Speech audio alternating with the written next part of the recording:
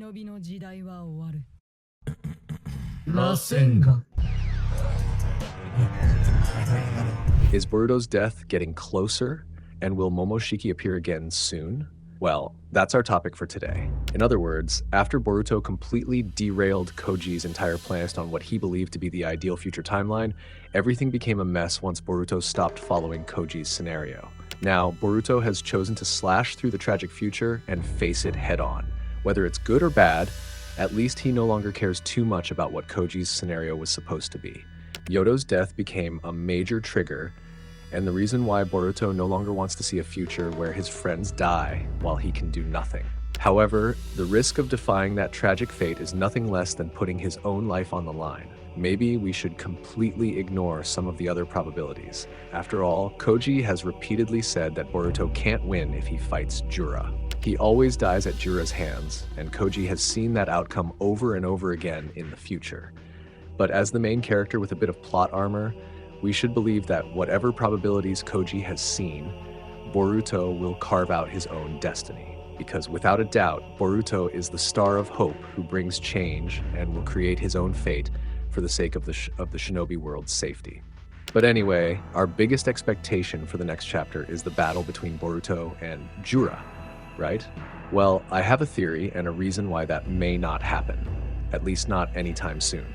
And we can consider this from some scenes in the previous chapter, especially chapter 12. But before that, if we read on Manga Plus, there is always a difference between each language.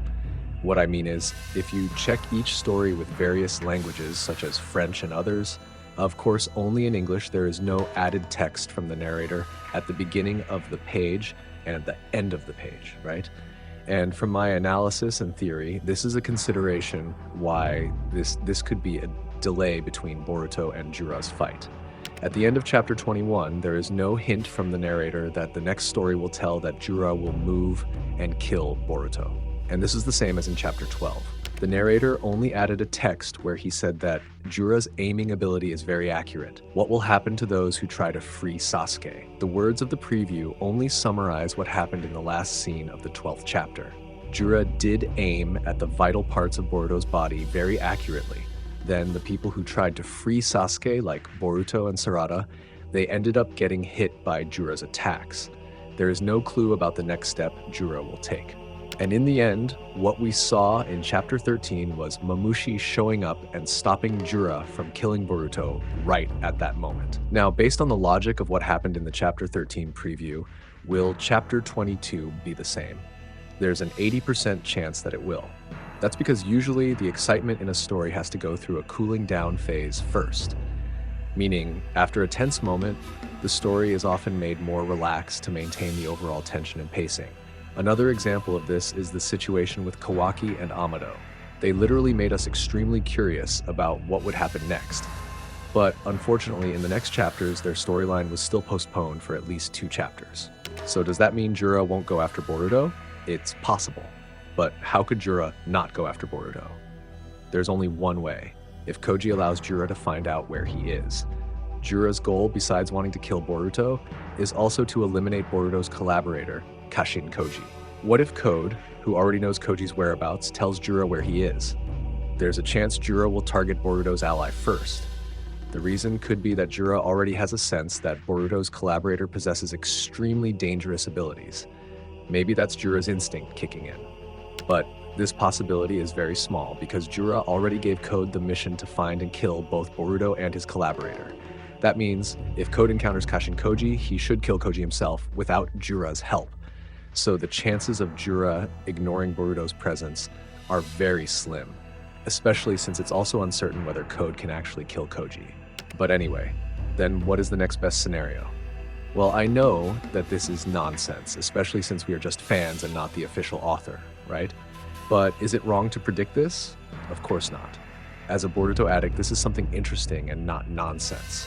And one of the ways to bring the intensity back to a more relaxed state is to divert it to another event. Now here's where it gets even more interesting. You know, after chapter 21 was released, it left us with a lot of cliffhangers, starting with Gaara being sealed, and even Matsuri herself confirmed that Gaara would die soon if he doesn't get help. Then there's Code. Once again, he becomes the reason why we need to find out what his next move is. After Jura cut off his arm, Code has honestly become a pitiful villain. And also about Kawaki and Amado. Yeah, this is definitely the most crucial point to understand what will happen to Kawaki next. That means, in order to shift the focus away from Jura and Boruto, the most logical move would be to shift the story to what's going on with Kawaki and Amado. It feels like it's been a while since we've seen any progress in their storyline. So, most likely, we'll continue by seeing what decision Amado makes, whether he'll agree to unlock Kawaki's limiter or not. Then, the next diversion that might happen is on Team 10, but this is more how they will help Sarada. We know that Sarada truly destroyed Ryu, but in return, she completely drained her chakra and collapsed. If a new threat appears, there's really no one left to respond except Team 10. Especially since Togedama Ryu was released at the moment his body was destroyed. Isn't there a chance that another Shinju could show up and try to seize the Togedama? Anyway, if we assume Himawari will come to heal Yodo's fatal wounds and save her life, that still raises a big question, because no matter how you look at it, that would put Himawari's own life at risk, a serious contradiction. So, while it's possible, it's a very slim chance. And once again, if the situation really forces a fight between Jura and Boruto, then this might be the moment for Momoshiki to appear.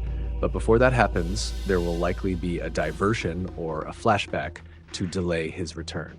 Besides that, Momoshiki's appearance here should make sense, because Momoshiki wouldn't just let Boruto die that easily. And yeah, once again, I want to say that this is just a wild theory based on analysis from several previous chapters. I know this is nonsense. After all, we're just fans and Boruto addicts who can only make assumptions. But what do you think? Will the prophecy from Kashin Koji definitely happen?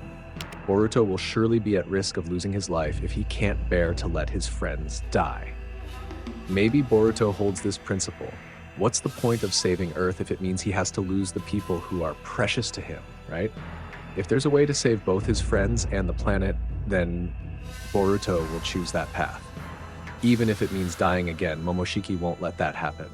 But from all the analysis and alternative possibilities to divert the scene between Jura and Boruto before they actually fight, which one makes the most sense to you guys? Is Code finally starting his plan to track down Boruto and his allies? Is Team 10 arriving just in time to back up Sarada's team? Or is this finally the moment for Momoshiki to make his move? Whatever your predictions are, I'd love to hear them in the comments. And yeah, as a fellow Boruto addict, all of this is super exciting.